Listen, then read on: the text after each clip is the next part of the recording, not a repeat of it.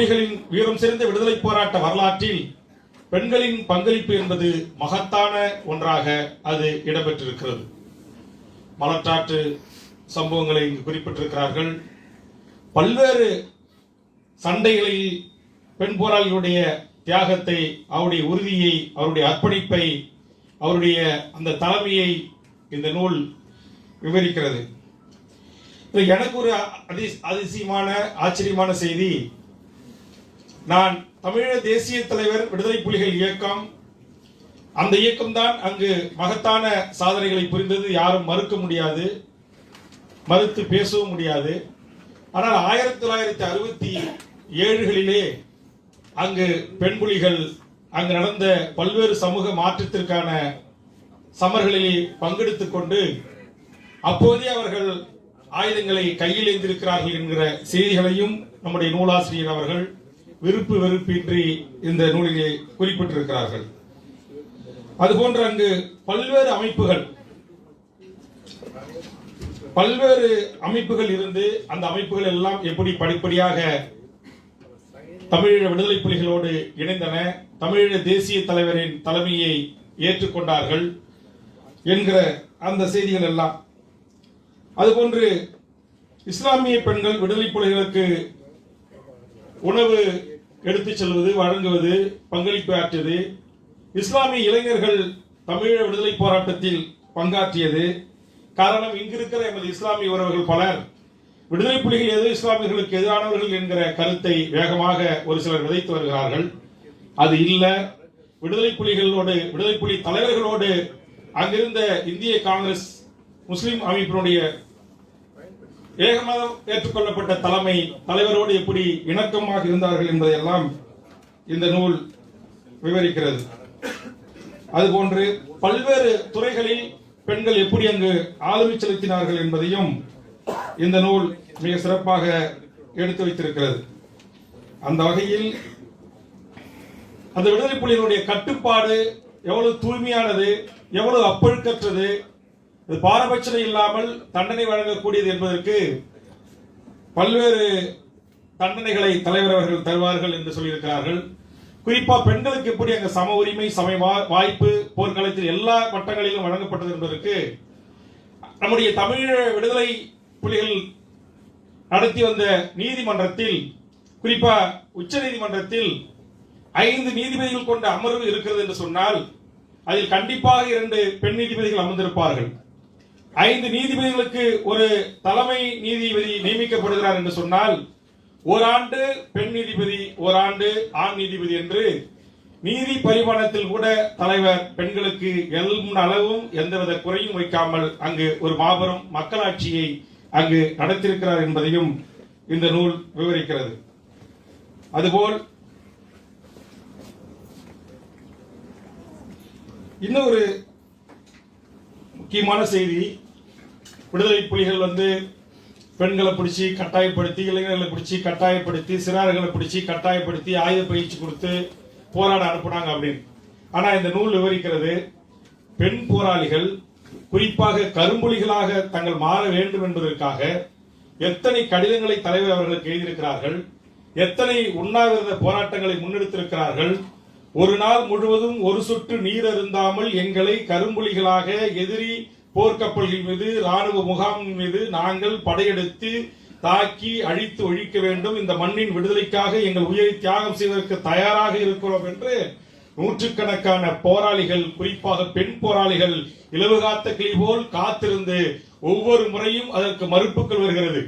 ஒரு முறை அண்ணன் கிட்டு அவர்கள் தலைவரிடத்திலே பெண்கள் எல்லாம் இதற்கு சரிபட்டு வரமாட்டார்கள் என்று ஒதுக்கிய போது, இல்லை இல்லை நாங்கள் இதை செய்து காட்டுவோம் என்று அவர்கள் தலைவருடைய கவனத்தை ஈர்த்து போராளி தளபதியாக இருந்தாங்க கடாபி அவர்கள் பெண் புலிகளை உண்ணாவிரத்தை திரும்ப பெற செய்து திரும்பும் தலைவர் அவர்கள் இலக்கை கொடுக்கின்ற போது அந்த இலக்கை நோக்கி பாய்ந்த அந்த மண்ணின் விடுதலைக்காக கடலிலே வீரகாவியம் படைத்தவர்கள் தான் பெண்கள் என்பதை இந்த புத்தகத்தில், இந்த நூலில் இந்த செய்திகள் இடம்பெற்றிருக்கிறது.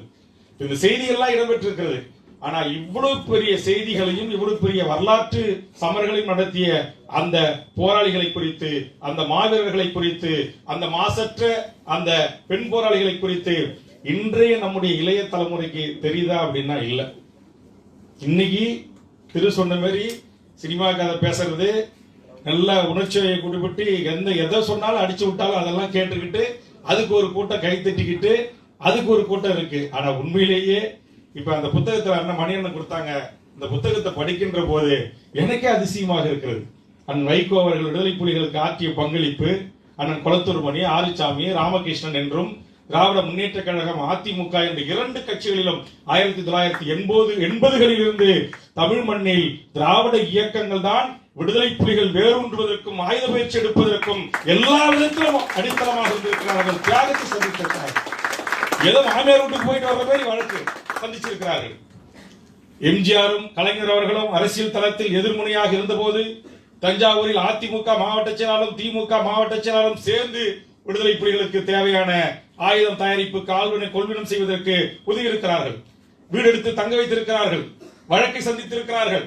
பெரியார், தந்தை பெரியார் கழகமாக இன்றைக்கு இருந்தாலும், இன்றைக்கு திராவிடர் விடுதலை கழகமாக இருந்தாலும், இன்றைக்கு ஐயா ஆசிரியர் தலைமையிலான இயக்கத்தில் கருப்பு சட்டையை போட்டுக்கொண்ட அந்த கருப்பு சட்டைக்காரர்கள் தமிழீழ விடுதலை போராட்டத்திற்கு எவ்வளவு பெரிய பங்காற்றி இருக்கிறார்கள் என்பதை எல்லாம் நான் அவர் எழுதின அந்த புத்தகத்தை படிச்ச பிறகுதான் எனக்கே தெரியுது. மணி அண்ணன் கூட பழகி இருக்கிற 25 வருஷமா நட்புல இருக்கிறோம். ராமகிருஷ்ணன் அண்ணன் கூட 25 வருஷமா நட்புல இருக்கிறோம். ஆனா அவங்க சொல்லாத செய்திகளை எல்லாம் காலத்தின் தேவை கருதி அந்த புத்தகத்தை எழுதுகின்ற போது நிச்சயம் இன்றைய இளைய தலைமுறை யார் உண்மையான தமிழ் தேசியர்கள், யார் போலியான தமிழ் தேசியர்கள் என்பதை நம்முடைய நாளைய இளைய சமூகம், மாணவர் சமூகம் தெரிந்து கொள்வதற்கான வாய்ப்பாக அந்த புத்தகங்கள் அமைந்திருக்கிறது. அப்படிதான் இந்த புத்தகமும் அமைந்திருப்பதாக நான் பார்க்கிறேன். குறிப்பா நான் சொன்னேன்ல, கட்டாயப்படுத்துவாங்க அப்படின்னு. அதாவது கட்டாயப்படுத்துறதுக்கு அங்க வேலையே கிடையாது. தவறு செஞ்சுட்டாங்க அப்படின்னா, அது குறிப்பா பாலியல் குற்றச்சாட்டு அப்படின்னா ஒரு சம்பவம் இந்த பயிற்சியின் போதே ஏற்படுகிறது. அப்ப தலைவர் தான் தண்டனை கொடுப்பதை விட இந்த பயிற்சியை பங்கெடுத்துக் கொண்ட அத்தனை தளபதிமார்களையும் போராளிகளையும் ஒன்றாக குழுவாக கூட்டி இந்த தவறு நடந்திருக்கிறது, இந்த தவறுக்கு என்ன தண்டனை என்பதை நீங்கள் தீர்மானிங்கள் என்று அங்கிருந்து அத்தனை பேருக்கும் அந்த வாய்ப்பை கொடுத்து அத்தனை பேர்களாலும் ஒரு தண்டனை கொடுக்கப்பட்டிருக்கிறது. அதுதான் ஒரு அதிசயமானது. நான் கூட நினைச்சேன் அது டக்கு டக்குன்னு சுட்டுருவாங்க, கதை முடிச்சிருவாங்க அப்படின்னு. அது அப்படி அங்க நடக்கல. அங்கிருந்த கட்டளை தளபதி, தளபதிமார்கள், அரசியல் துறை பொறுப்பாளர்கள், போராளிகள், பெண் போராளிகள் அனைவரிடத்திலுமேயே அதை ஒரு விவாதமாக்கி அதற்கு பிறகு இறுதியாக அந்த தண்டனை என்பதை தீர்மானித்து அந்த தண்டனைகள் ஒரு இடத்தில் ஒரே ஒரு முறை நிறைவேற்றப்பட்டிருக்கிறது. ஆக இந்த புத்தகம் நம்முடைய இன்றைய தலைமுறை, அதுல இன்னும் அதிசயமா இந்த கட்டமைப்பு குறித்து அதுல வெளியிட்டு இருக்கிறாங்க. இன்றைக்கு தமிழ்நாட்டில் இருக்கிற இளம் ஊடகவியலாளர், பத்திரிகையாளர்கள் கண்டிப்பா இதை மக்கள்கிட்ட, இளைஞர்கிட்ட, மாணவர்கிட்ட கொண்டு போய் சேர்க்கணும். ஏதோ ஒரு ஆயுதம் தேர்ந்து வன்னி காட்டுல துப்பாக்கி எடுத்து சுட்டுக்கிட்டு வெடிகுண்டை வச்சு கட்டிக்கிட்டு போராட்டம் பண்ணிக்கிட்டு சுட்டுக்கிட்டு கிடந்த ஒரு கூட்டம், அது ஒரு கொரில்லா தலைவன் அப்படின்னு இருந்தது அப்படின்னு தான் பல பேருக்கு தெரியும். இங்க கூட சாதாரண பாமர மக்கள் அப்படிதான் பேசிக்கிறாங்க விடுதலை புலிகள் இயக்கத்தை பத்தி அரைமுறைமா தெரிஞ்சவங்க.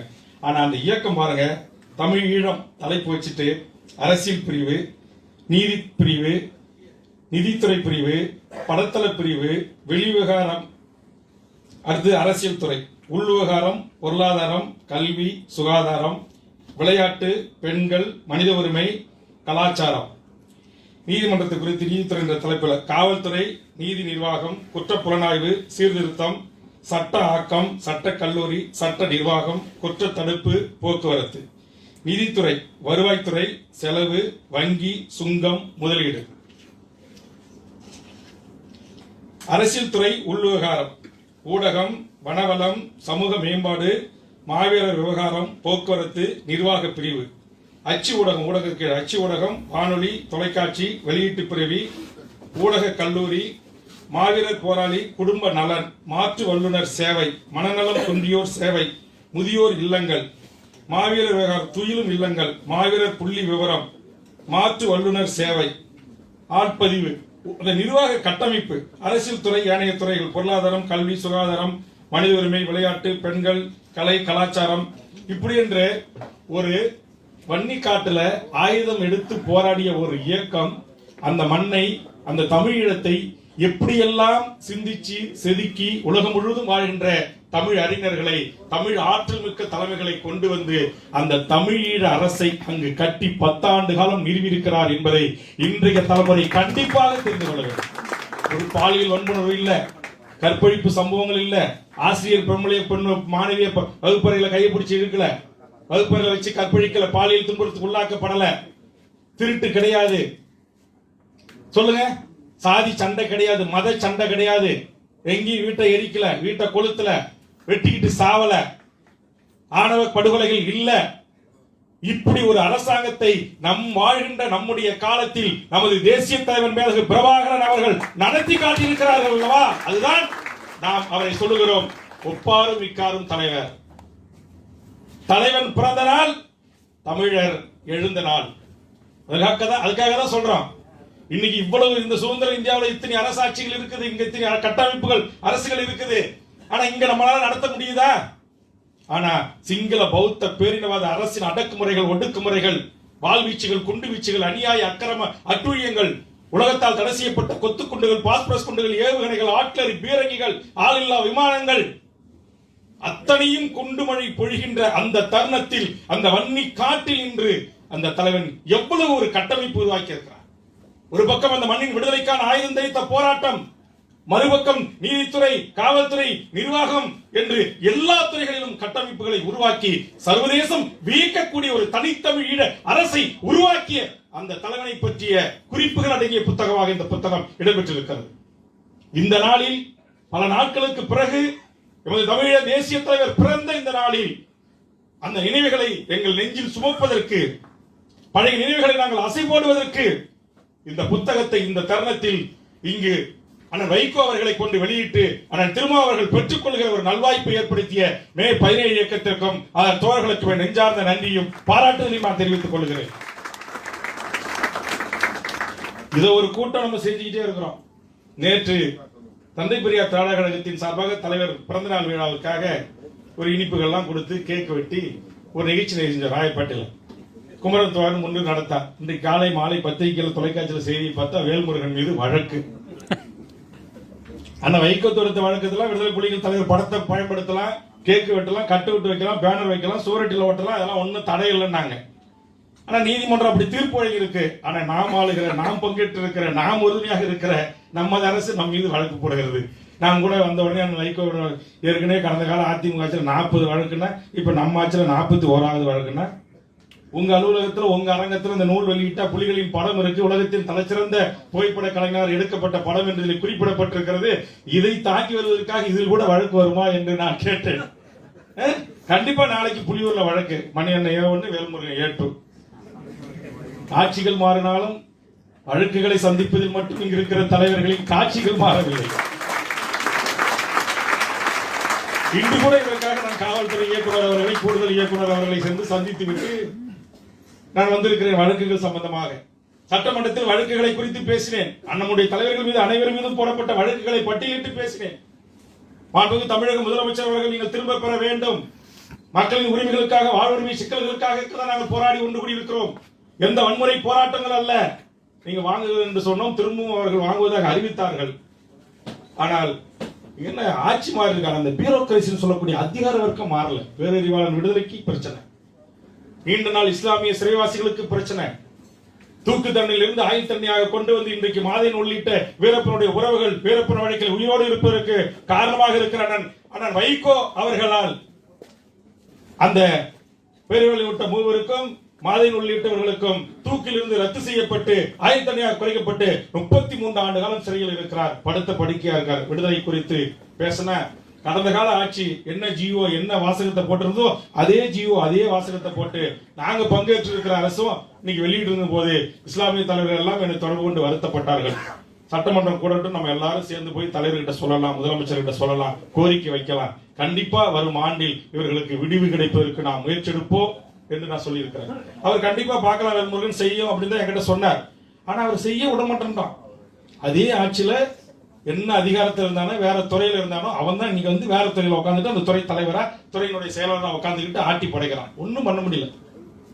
ஆக அந்த வகையில் நீங்க எத்தனை வழக்கு போட்டாலும், எத்தனை துன்பங்கள் துயரங்கள் வந்தாலும் அதையெல்லாம் எதிர்கொண்டு அண்ணன் வைகோ போன்றவர்கள், அண்ணன் கொளத்தூர் மணி போன்றவர்கள், கோவை ராமகிருஷ்ணன் போன்றவர்கள், அண்ணன் திருமா போன்றவர்கள், இன்னும் எண்ணற்ற ஆளுமைகள், தலைமைகள் தமிழீழ விடுதலையும் தமிழீழ தேசிய தலைவரையும் உயிருக்கு நிகராக நேசிப்பிலிருந்து எல் முனை அளவு கூட எங்களை மாற்றிக்கொள்ளாமல் நாங்கள் இருக்கிறோம். அந்த வகையில் தனித்தமிழ் ஈழம் என்கிற ஒரு அரசு உருவாகிற வரையில் அது ஐநாவின் ஊடாக இருக்கலாம், அல்லது உலக நாடுகளின் அழுத்தங்களின் ஊடாக இருக்கலாம், அல்லது இந்தியாவில் எதிர்காலத்தில் கண்டிப்பாக இப்ப இருக்கிற இந்த தலைமுறை புரட்சி செய்யும் எனக்கு நம்பிக்கை இல்லை.